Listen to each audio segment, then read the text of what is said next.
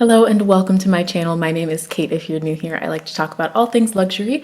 So if you're into that kind of thing, feel free to subscribe and come and join our little luxurious family that we have here. We would love to have you. Now, I have done a video like today's video in the past, but it was a long time ago.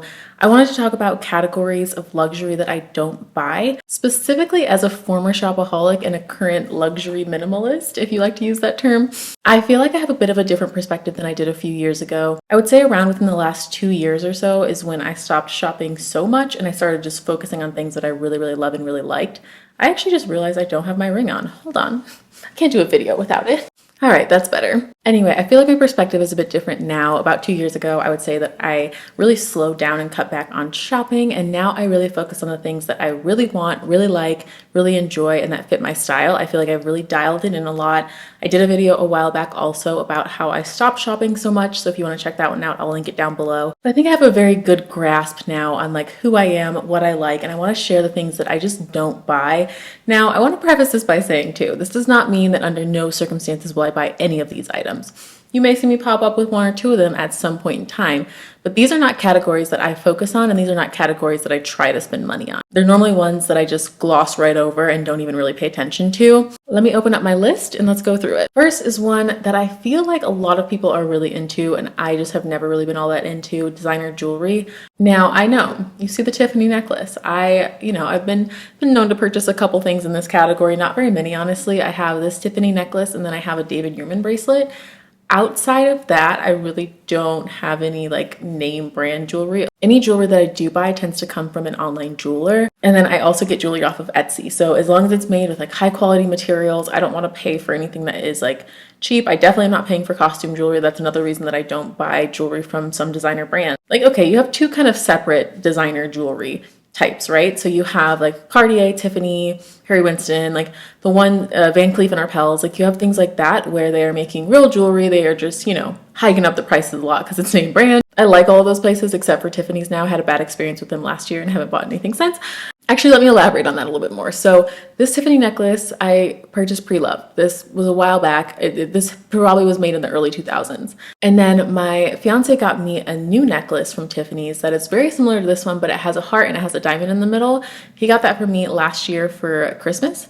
And we ended up having to return it because the quality was so trash. I wear this one every day. Like I don't do anything special to it. I have not had it tarnished because I wear it all the time.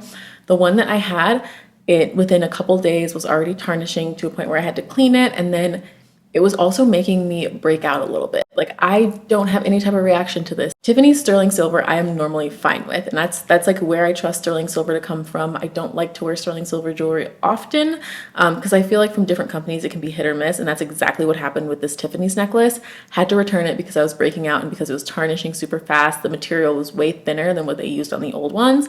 And I can't do that anymore. But brands like Cartier, Van Cleef, like I like their stuff. I just know that for what you're getting, it's going to be stupid overpriced, which I'm okay with on occasion. I actually went to Cartier to go shopping for wedding bands. That was the first place that I went and I loved a couple of them. I really thought about it and I didn't end up going with it. I actually ended up purchasing my wedding band a couple of days ago or ordering it. It's not going to be here for a while. I'm just a regular like non-name brand jeweler. So I think that was the right decision, but I still like that kind of stuff every once in a while. It's just not a category of luxury that I focus on really. And then on the other side of things, you have like Dior, Chanel, brands like that make Louis Vuitton, brands like that make jewelry, but the materials are costume jewelry materials.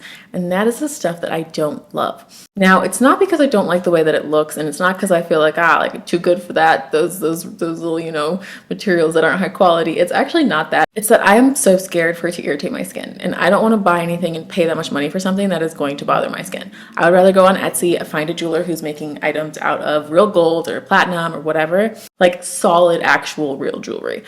I would rather spend money on, and I'd be spending less money than if I were to go and buy a Dior necklace. Some of them are very cute though. I really like some of them, but I just am not spending money on that. The next thing was actually on my old video. I remember talking about this. I didn't go back and watch my old video before I made this one, which I maybe should have done, but it was a while ago, like it was years ago. Designer luggage. I actually had designer luggage in the past. I had a Keep All 45 and a Keep All 50, not at the same time. I liked them. I like those bags. I enjoy them. However, I don't feel safe traveling with them. I will admit that I am a pretty cautious traveler. I don't like to be seen as a tourist when I go places because I'm always scared that it's going to put me in danger or that it's going to make me a target. And designer luggage, that's why I just don't mess with it because I know I'm not going to use it. I like to have my plain black luggage, my Briggs & Riley suitcase and backpack.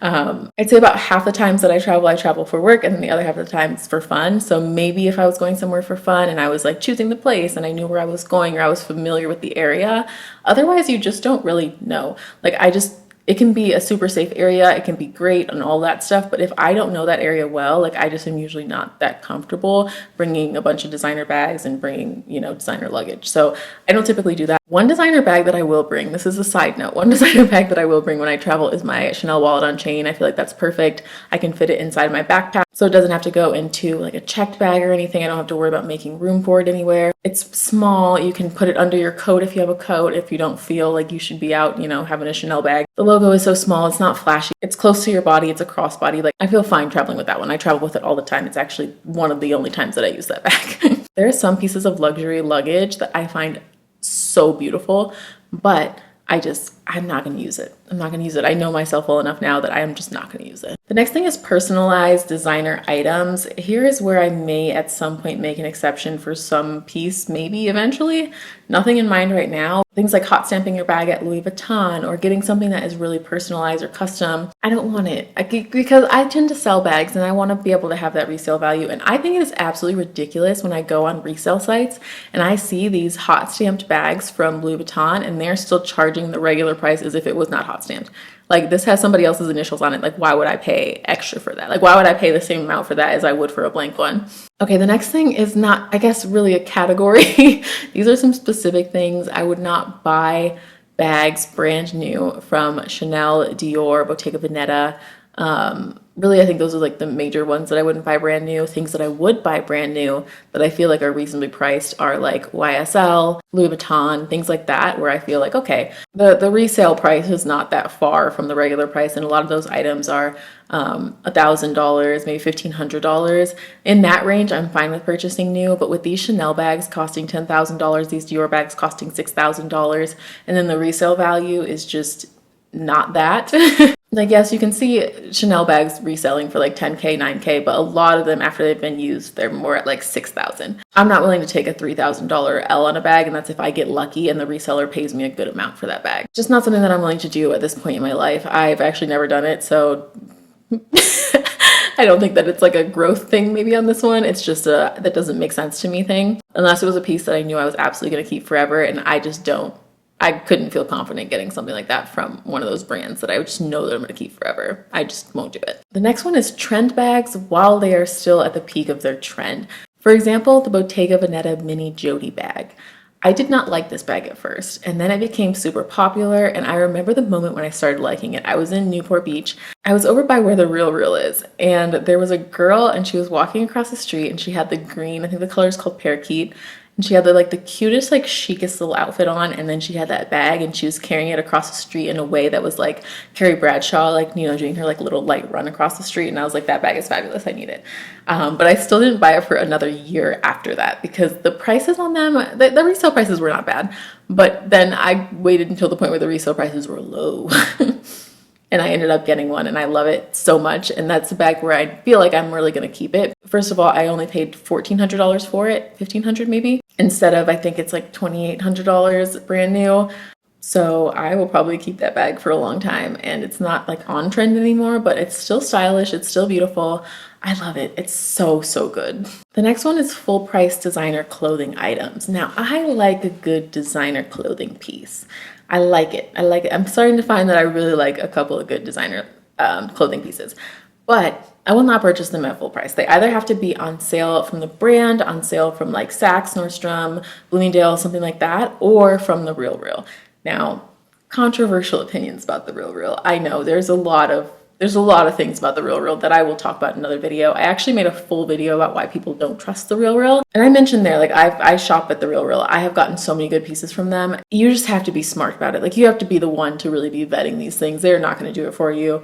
A lot of times they will mislabel things will be wrong, things will be priced incorrectly, and you have to just use that to your advantage. So I found a lot of really good designer clothing pieces, specifically dresses, and that's that's where I go because they are so much less expensive. I mentioned this in my last video, but I got an Oscar de la Renta dress for my wedding week and I love it, first of all, but it was about $200. I don't know how much it was brand new, but it was more than $200, I'll tell you that much. And I love it. They have so many good dresses on the Real. I will just not be paying full price for any of those. And last but not least, the designer makeup items. I do enjoy makeup, but I just don't find that the ones from the designer brands like Dior are any different, really. I went to Ulta yesterday and I was thinking about finally buying the Dior lip oil, and I went and it was behind like a case that was locked and I would have had to ask somebody to help me to get it. And you know what, that was my last straw. I just didn't want to do it. So I went and I bought some NYX lip gloss, which looks great, works perfectly fine. Don't see why I would spend $40 over $5. And I thought it would be cute. I thought it'd be cute for the vibes and the little packaging, but then I remembered, I had to think to myself, like, nope, this little case, that's the barrier to stop you from buying this for a reason. You don't need it and you don't need to spend the extra money on this because it's the same thing. Now, just because there are some categories that I don't buy doesn't mean that I don't have a wish list of items in general. That's gonna be my next videos. I want to talk about my wish list for 2025. I don't think I'm gonna buy very much for throughout the rest of the year. I have like a bunch of other things to focus on right now. So I haven't really been shopping a ton recently for specifically luxury items. I've been shopping for things for the wedding week. I've been getting like all that stuff ready. The wedding is in the middle of December, so like my mind is just other places. And I doubt that I will get any of these things that are on my wish list before the end of the year since it's coming up so fast. So my next video will be all about my 2025 luxury wish list. And I'm excited for that one because I have some good pieces on there. I think it's very reasonable. I think that it's possible for me to get every single thing on that list. I don't think that anything is crazy. And that's what I like about my list now, because my list used to be a lot. Like I had a lot of stuff on the list and it was just not very focused. And you know what? I'll talk about it in the next video. Let me stop talking. Thank you so much for watching. If you like this video, please give it a thumbs up and subscribe to my channel if you want to see more videos like this one. Also, come follow me on TikTok and Instagram. Both usernames are the same. It's Kate Swan. Thanks again for watching and I will see you in the next one. Bye guys.